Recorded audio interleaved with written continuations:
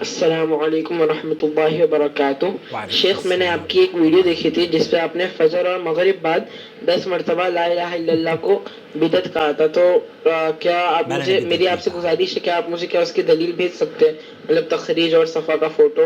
کیونکہ یہاں ہندوستان میں نے جب یہاں اپنی اہل حدیث مسجد میں بتایا تو یہاں پہ مطلب بہت بڑا فساد فتنہ پھیل گیا، تو پلیز آپ ذرا امام البانی کی کتاب کو وہ بھیج سکتے حوالہ فوٹو جس میں لکھا ہے السلام علیکم۔ وعلیکم السلام ورحمۃ اللہ وبرکاتہ۔ سب سے پہلے تو عبداللہ ہیں، یہ ہمارے ویور ہیں، اور اس ٹاپک پر کئی لوگوں نے مجھ سے رابطہ کیا ہے جن کو میں نے جو تحقیق ہے وہ بھیج دی ہے۔ ہماری جماعت کا ایک ادارہ ہے محدث، اگر آپ گوگل کریں گے تو اس کی ویب سائٹ ہے، بہت اوتھنٹک ویب سائٹ ہے وہ، اس پر بھی ایک مقالہ اس حدیث کے بارے میں یا ان احادیث کے بارے میں جو میں نے اپنی ویڈیو میں نقل کی ہے۔ لیکن یہ جو لفظ آپ نے استعمال کیا ہے نا بدعت، تو میں نے ان سے پوچھا کہ کیا میں نے بدعت کا لفظ استعمال کیا ہے، تو انہوں نے کہا نہیں، معذرت چاہتا ہوں وہ میں نے۔ تو بہرحال آپ، غلطی ہر انسان سے ہوتی ہے، اللہ تعالیٰ آپ کی غلطی کو اور چوک کو معاف فرمائے۔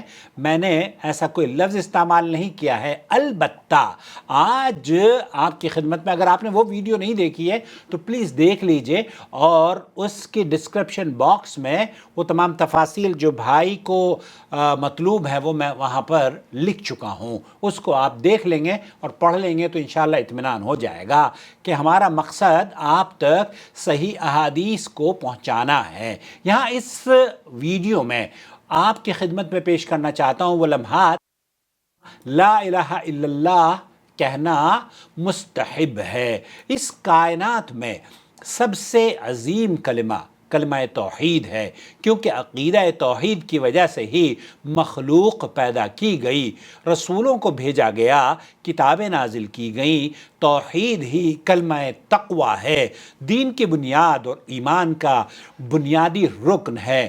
کلمہ توحید ہی وہ کڑا ہے جسے تھامنے والا نجات پا جائے گا۔ اس کلمے پر مرنے والا کامیاب اور کامران ہوگا اور کبھی نامراد نہیں ہوگا۔ اور اس کلمے کی دین میں فضیلت اور شان کما حقہ بیان کرنا کسی کے لیے بھی ناممکن ہے۔ سیدنا جابر رضی اللہ تعالیٰ عنہ کہتے ہیں کہ میں نے رسول اکرم صلی اللہ علیہ وسلم کو یہ فرماتے ہوئے سنا، افضل الذکر لا الہ الا اللہ، افضل ترین ذکر لا الہ الا اللہ، اور افضل ترین دعا الحمدللہ ہے۔ اس حدیث کو امام ترمذی نے بیان کیا ہے اور اسے حسن غریب، اور نسائی نے اسے سنن کبریٰ میں نقل کیا ہے اور باب باندھا ہے افضل ترین ذکر۔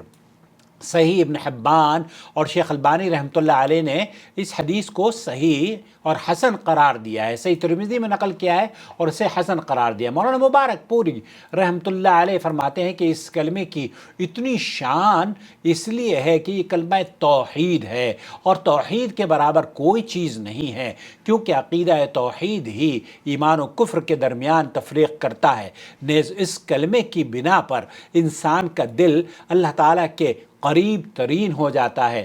اس میں غیر اللہ کی نفی ہے، تزکیہ نفس کے لیے اس کا کوئی ثانی نہیں، باطن کی صفائی کے لیے اس کا کوئی نظیر نہیں، روح کو نفسانی برائیوں سے پاک کرنے کے لیے منفرد مقام رکھتا ہے، اور شیطان کو انسان سے دور بھگا دیتا ہے۔ چنانچہ اہل دنیا میں سے کامیاب ترین وہی شخص ہے جو اس کلمے کو ہر زمان و مکان میں کثرت سے اپنی زبان پر جاری اور ساری رکھے، اس کلمے کی ورد سے اس کی زبان تھکان محسوس نہ کرے اور دل بوجھل نہ ہو، نیز اس کلمے کے معانی ذہن نشین کرے، مقاصد دل و دماغ میں پیوست کر لے۔ یہ کلمہ ان اذکار میں شامل ہے جن کا ورد ذکر کرنے کے لیے کسی جگہ یا وقت کی تعین نہیں کی گئی ہے، بلکہ نصوص میں مطلق طور پر بیان کیا گیا ہے کہ کثرت سے اس کا ورد کیا جائے تاکہ ہر کوئی مسلمان کسی بھی جگہ اور کسی بھی آن میں اسے اپنی زبان پر جاری اور ساری رکھے۔ مشغولیت فرصت سوتے جاگتے چلتے پھرتے اٹھتے بیٹھتے نماز قیام سیام حج اور عمرہ اٹھتے بیٹھتے ہر وقت اپنی زبان پر جاری رکھنا اس کلمے کو چاہیے. اور اگر کوئی شخص اپنے ہر سانس کے ساتھ یہ کلمہ کہہ دے تو وہ حقیقی کامیابی مقدر اس کی ہو جائے گی. ابن حجر یہ کہتے ہیں کہ جن اذکار کو شریعت میں کسی بھی زمان و مکان کی قید سے آزاد رکھا ہے ان میں سب سے افضل ترین تلاوت قرآن کریم ہے اور اس کے بعد لا الہ الا اللہ کا ورد ہے، کیونکہ حدیث میں ہے افضل ترین ذکر لا الہ الا اللہ ہے. افضل ترین ذکر لا الہ الا اللہ، یعنی کہ یہ جو بنیاد ہے لا الہ الا اللہ کہنا، آپ نے گویا کہ افضل ترین ذکر کر لیا. تاہم کچھ احادیث میں مخصوص حالات اور اوقات میں اس کو پڑھنے کی ترغیب بھی دی گئی ہے. مثال کے طور پر صحیح مسلم میں کوئی شخص اچھی طریقے سے جب وضو کرے اور پھر کہے اشہد ان لا الہ الا اللہ وحدہ لا شریک لہ واشہد ان محمدا عبدہ ورسولہ، میں گواہی دیتا ہوں کہ اللہ کے سوا کوئی معبود برحق نہیں، وہ یکتا ہے، اس کا کوئی شریک نہیں، اور میں بھی گواہی دیتا ہوں کہ محمد اللہ کے بندے اور رسول ہیں. تو میں بار بار یہ کہنا کہ میں یہ بھی گواہی دیتا ہوں کہ اللہ کے رسول اس کے بندے اور رسول ہیں. تو اس کے لیے جنت کے 8 دروازے کھول دیے جاتے ہیں، وہ جہاں سے مرضی داخل ہو اس میں داخل ہو سکتا ہے. اسے عقبہ بن عامر نے روایت کیا ہے، صحیح مسلم کی یہ 234 پر نقل کی گئی ہے. پھر اسی طریقے سے ایک دوسری حدیث آپ علیہ الصلوۃ والسلام نے فرمایا رات کو کسی بھی وقت بیدار ہو تو کیا کہے؟ آپ علیہ الصلوۃ والسلام نے فرمایا جو شخص رات کے وقت بیدار ہوا اور اس نے یہ کہا لا الہ الا اللہ وحدہ لا شریک لہ لہ الملک ولہ الحمد وہو علی کل شیء قدیر الحمد للہ وسبحان اللہ ولا الہ الا اللہ واللہ اکبر ولا حول ولا قوة الا باللہ، اللہ کے سوا کوئی معبود حقیقی نہیں، وہ یکتا اور تنہا ہے، اس کا کوئی شریک نہیں، ساری بادشاہی اور تعریفیں اسی کے لیے ہیں اور وہ ہر چیز پر قادر ہے. الحمدللہ، سبحان اللہ، اللہ کے سوا کوئی معبود برحق نہیں، اللہ اکبر، نیکی کرنے کی طاقت اور برائی سے بچنے کی ہمت اللہ کے بغیر نہیں. پھر اس نے کہا یا اللہ مجھے بخش دے، یا کوئی اور دعا مانگی تو اس کی دعا قبول ہوگی، اور اگر وضو کر کے نماز پڑھی تو اس کی نماز بھی قبول ہوگی. اس حدیث کو حضرت عبادہ ابن صامت نے صحیح بخاری میں نقل کیا ہے 1154 پر.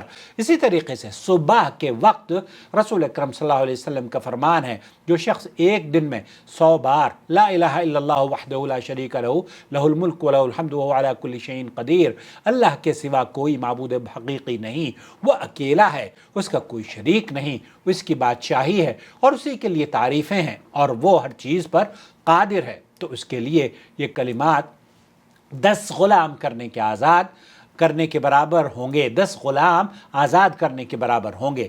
اس کے لیے 100 نیکیاں لکھی جائیں گی، 100 گناہ اس کے مٹا دیے جائیں گے، اور اس دن شام تک کے لیے شیطان سے حفاظت میں ہوگا. نیز اس شخص سے افضل عمل صرف وہی شخص کر سکتا ہے جو اس سے زیادہ اسے پڑھے گا، اور جو شخص اس دن میں 100 بار کہے سبحان اللہ و بحمدہ، اللہ پاک ہے اپنی حمد کے ساتھ، تو اس کے سارے گناہ مٹا دیے جائیں گے، چاہے سمندر کی جھاگ کے برابر ہی کیوں نہ ہوں. یہ متفق علیہ ہے بخاری اور مسلم کی حضرت ابو ہریرہ رضی اللہ تعالی عنہ سے. اسی طریقے سے نبی کریم صلی اللہ علیہ وسلم نے آپ علیہ السلام ہر نماز میں سلام پھیرنے کے بعد یہ کہا کرتے تھے لا الہ الا اللہ وحدہ لا شریک لہ لہ الملک ولہ الحمد وہو علی کل شیء قدیر اللہم لا مانع لما اعطیت ولا معطی لما منعت ولا ينفع ذا الجد منک الجد.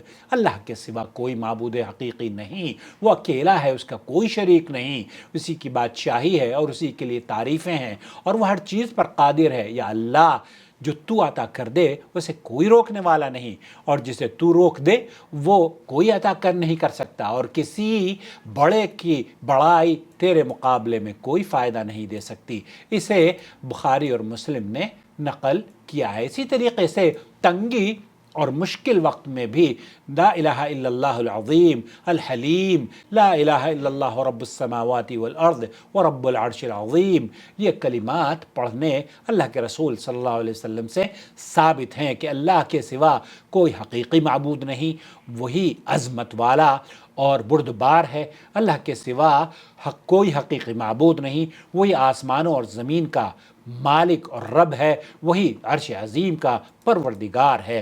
یہ بھی بخاری اور مسلم کی روایت ہے۔ اسی طریقے سے یہ کلمہ مبارک کلمہ ہے عرفہ کے دن اللہ کے رسول صلی اللہ علیہ وسلم کا فرمان ہے کہ عرفہ کی شام انبیاء کرام اور میری باتوں میں سب سے افضل بول یہ ہے لا الہ الا اللہ وحدہ لا شریک لہ لہ الملک ولہ الحمد وہو علی کل شیء قدیر۔ اس حدیث کو امام البانی رحمۃ اللہ علیہ نے سلسلۃ الصحیحہ میں نقل کیا ہے۔ اسی طرح کچھ ضعیف احادیث میں بھی لا الہ الا اللہ کثرت سے کہنے کی ترغیب آئی ہے، تاہم کچھ اہل علم نے ان احادیث کو حسن کا درجہ بھی دیا ہے۔ مثال کے طور پر ابو ہریرہ رضی اللہ تعالیٰ عنہ نے فرمایا اپنے ایمان کی تجدید کرتے رہا کرو۔ کہا گیا یا رسول اللہ ہم اپنے ایمان کی تجدید کیسے کریں؟ تو آپ علیہ الصلوۃ والسلام نے فرمایا لا الہ الا اللہ کثرت سے کہا کرو۔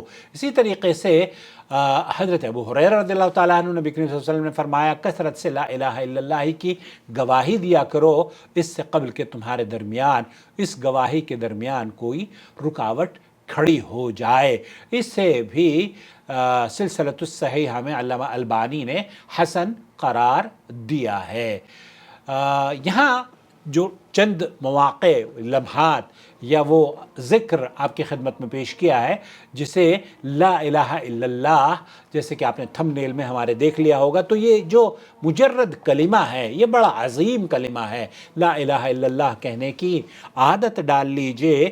لا الہ الا اللہ۔ والسلام علیکم ورحمۃ اللہ وبرکاتہ۔